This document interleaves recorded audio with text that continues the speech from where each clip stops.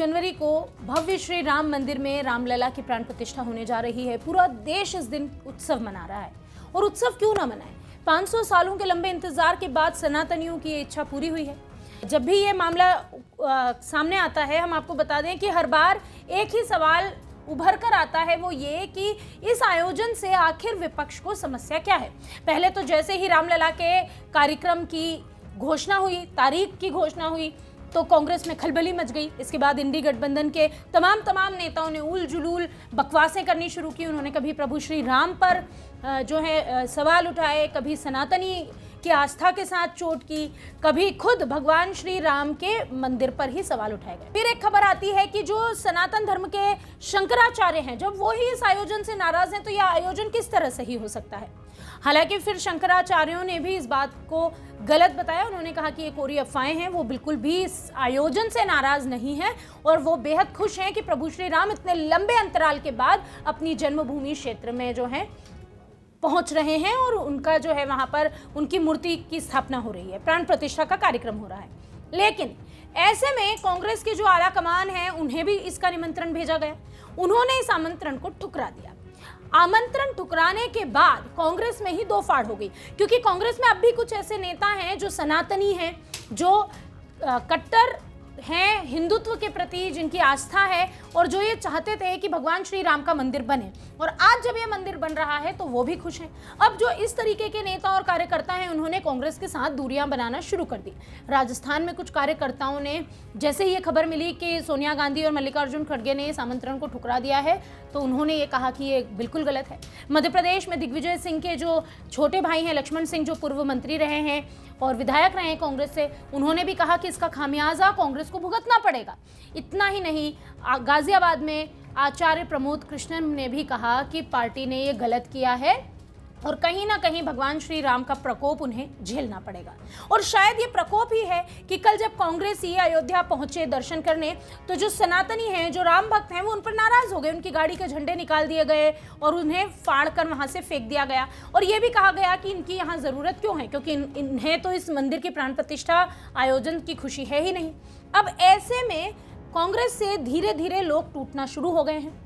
हाल ही में मुंबई से खबर आई थी कि मिलिंद देवड़ा जैसे बड़े नेता ने पार्टी से इस्तीफा दिया, और जब उन्होंने इस्तीफा दिया तो उन्होंने पेन और गेन, दो चीज़ों के बारे में विस्तृत जानकारी दी कि भाई ये दो वजह हैं कि ये जो पार्टी है, और ये भी कहा कि कांग्रेस का अब सिर्फ एक ही नारा रह गया है कि मोदी का विरोध करना है।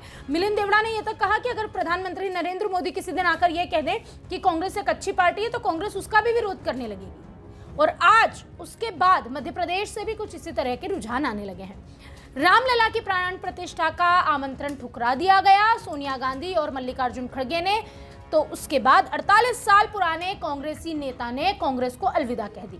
मध्य प्रदेश के ग्वालियर में ये जो हैं कट्टर कांग्रेसी नेता रहे हैं, इन्होंने इस फैसले से इनका भी दिल टूटा। जैसे कि प्रमोद कृष्णन ने कहा था कि मेरा दिल आज बहुत दुखा है, उसी तरह इनका भी दिल टूटा और आहत होकर इन्होंने पार्टी के सभी पदों से त्यागपत्र दे दिया और ये भी कहा कि वो भारतीय जनता पार्टी के साथ जाएंगे। ऐसा ही कुछ राजस्थान में भी हुआ था। वहां भी कार्यकर्ताओं ने यही कहा था कि हम ऐसे लोगों के पास जाएंगे जिनको सनातनी वोटर्स की भी कीमत है, क्योंकि कहीं ना कहीं ये भी कयास लगाए जा रहे हैं कि कांग्रेस ने एक विशेष तबके को खुश करने के लिए ये निर्णय लिया है। भले ही कांग्रेस ये कह ले कि वो सनातनी है, वो कोई भी किसी भी तरह का अब बयान दे दे, लेकिन सनातनी वोटर उनके इस तरह से आयोजन में जाने को ठुकराने के बाद उनसे नाराज है ही। कांग्रेस के वरिष्ठ नेतृत्व ने अयोध्या में रामलला की प्राण प्रतिष्ठा का आमंत्रण जब से ठुकराया है, तब से ही कांग्रेस में जितने भी नेता और कार्यकर्ता हैं उनमें आक्रोश देखने को मिल रहा है। कांग्रेस दो धड़ों में बंट चुकी है।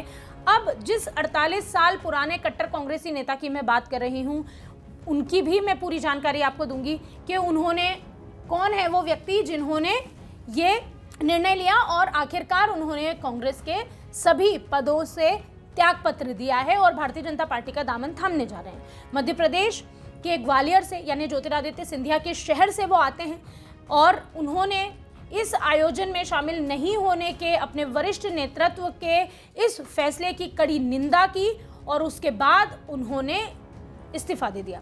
दरअसल कांग्रेस के शहर जिला प्रवक्ता आनंद शर्मा को जब ये भनक लगी कि उनके जो नेता हैं, जो दिग्गज नेता हैं, वो इस आयोजन में शामिल नहीं हो रहे, तो उनका भी दिल टूट गया। ठीक उसी तरह जैसे प्रमोद कृष्णम का, लेकिन प्रमोद कृष्णम तो अभी भी कांग्रेस में है, लेकिन आनंद शर्मा ने कांग्रेस को बाय बाय कह दिया। इसके बाद आनंद शर्मा ने मीडिया से भी चर्चा की। उन्होंने कहा कि ये जो भी कुछ हो रहा है उसकी आधारशिला कांग्रेस ने रखी थी। इंदिरा गांधी, राजीव गांधी के समय की कांग्रेस की नीतियों की भी उन्होंने बात की और उन्होंने कहा कि आज की जो कांग्रेस है वो इसकी अवहेलना कर रही है। आनंद शर्मा ने यह भी कहा कि पार्टी के वरिष्ठ नेता ने रामलला की प्राण प्रतिष्ठा के आमंत्रण की जो अनदेखी की है उस पर वो बेहद दुखी हैं और इसीलिए वो पार्टी के सभी दायित्वों से त्यागपत्र दे रहे हैं। ये तो बात हो गई आनंद शर्मा की। इसके पहले हम अगर बात करें दिग्विजय सिंह के भाई लक्ष्मण सिंह की, तो उन्होंने भी यही कहा था कि जब खुद नेहरू जी ने ताला खुलवाया था मंदिर का, राम मंदिर का, तब क्यों आखिर कांग्रेस इस वक्त मना कर रही है राम मंदिर जाने से? क्या हमको सनातन से क्या परेशानी है? और अगर हमको सनातन से परेशानी है तो ये आने वाले समय में जनता हमें इसका जवाब देगी। और जनता ने जवाब दिया भी था विधानसभा चुनावों में। और खुद लक्ष्मण सिंह ने अपने बयान में ये कहा था कि जब मध्य प्रदेश में जो चुनाव हुए, इसकी हार के लिए भी अगर हम ईवीएम को नहीं भी दोषी ठहराएं तो ये सोचना चाहिए, अब हमें इस बारे में भी समीक्षा करनी चाहिए कि जनता हमसे नाराज क्यों थी और ये जो मुद्दा है इसके बाद जनता हमसे और भी ज्यादा नाराज हो जाएगी। लेकिन अल्पसंख्यकों को खुश करने के लिए कांग्रेस के वरिष्ठ लोगों ने इस तरह का फैसला लिया। अब हम बात करते हैं आचार्य प्रमोद कृष्णम की। उन्होंने भी ये कहा था कि जब उन्हें ये पता चला कि वरिष्ठ कांग्रेसी नेताओं ने ये निर्णय लिया है, तो उन्होंने कहा कि मुझे पूरा यकीन है कि कांग्रेस जो है वो सनातन विरोधी नहीं है और ये फैसला चंद लोगों द्वारा लिया गया है। इसके बाद उन्होंने ये भी कहा कि आजकल कांग्रेस में अगर सनातन की बात करो, अगर कांग्रेस में अपनी बात रखो तो उसे पसंद नहीं किया जाता है। ऐसे लोगों को पसंद नहीं किया जाता है जो सनातन की बात करते हैं, उन्हें कांग्रेस छोड़नी पड़ जाती है। और अब ये वो रुझान हैं जो कांग्रेस को मिलने लगे हैं। प्रमोद कृष्णम ने तो ये तक कहा था कि भगवान श्री राम से मैं प्रार्थना करता हूँ कि उनका प्रकोप कुछ लोगों की वजह से पूरी पार्टी पर ना बरसे। लेकिन कांग्रेस अब दो धड़ों में बट गई है। आखिरकार कांग्रेस में भी कुछ ऐसे नेता थे जो भगवान श्री राम के इस आगमन से बेहद खुश हैं, प्रसन्न हैं और आनंदित हैं, और वो भी इस दिन को दीपावली की तरह मनाना चाहते हैं। अब ऐसी स्थिति में जगह जगह पूरे देश में जो है वो कांग्रेस टूटने लगी है। अगर हम बात करें कांग्रेस के एक राष्ट्रीय प्रवक्ता की, तो उन्होंने भी कुछ दिनों पहले ही अपना त्यागपत्र दे दिया। जैसे ही उन्हें ये खबर मिली कि सोनिया गांधी और मल्लिकार्जुन खड़गे ने राम मंदिर पर जाने से इनकार कर दिया प्राण प्रतिष्ठा समारोह में, तो उन्होंने भी तुरंत ही इनकार कर दिया था कि अब वो इस पार्टी के साथ नहीं रहना चाहते हैं। कांग्रेस की प्रवक्ता रत्नेश मिश्रा, जो कि उत्तर प्रदेश कांग्रेस प्रवक्ता हैं, उन्होंने भी अपनी पार्टी को इसके बाद टाटा बाय बाय कहा। उन्होंने कहा कि मुझे नहीं पता था कि हमारी जो पार्टी है वो इस सोच वाली है, कांग्रेस ऐसी सोच रखती है, और क्या कांग्रेस सनातन विरोधी है। तो जब मल्लिकार्जुन खड़गे और सोनिया गांधी ने यह अहम फैसला लिया तो उन्होंने भी इसमें पार्टी का दामन छोड़ दिया और उन्होंने भी पार्टी को अलविदा कह दिया। यानी कि कहीं ना कहीं ये साफ हो गया है कि जब भी सनातन की बात आएगी तो कांग्रेस हमेशा ही सनातन विरोधी बनकर उभरेगी। और इसी के चलते कांग्रेसी नेता जो कि सनातन प्रेम रखते हैं, जिन्हें अपने धर्म से प्रेम है, जो हिंदूवादी नेता हैं, उन्होंने आखिरकार अब कांग्रेस को अलविदा कह दिया। भगवान श्री राम 500 सालों के बाद जो है अयोध्या में पधार रहे हैं, उनके विग्रह की प्राण प्रतिष्ठा होनी है, और ऐसे में कांग्रेस इस तरह की नीतियों को अपना रही है जिससे कहीं ना कहीं हर व्यक्ति के दिल में एक दर्द है। और हर बार कांग्रेस यही करती है, जिस दिशा में हमारा देश की धारा बह रही होती है, कांग्रेस हमेशा उसके अपोजिट ही जाती है। और यही अभी कहा भी गया कांग्रेस के बारे में कि कांग्रेस इसी सोच की है। यही एक शायद अहम वजह है जिसकी वजह से आप कांग्रेस का साथ उसके पार्टी के नेता और कार्यकर्ता छोड़ते जा रहे हैं, एक एक करके वो पार्टी को विदा बोल रहे हैं। शायद आचार्य प्रमोद कृष्णम की बात भी लग गई है। क्या आपको भी लगता है कि भगवान श्री राम का प्रकोप पार्टी को झेलना पड़ेगा? बहरहाल इस मामले में आपकी क्या राय है, कमेंट बॉक्स में हमें जरूर बताएं।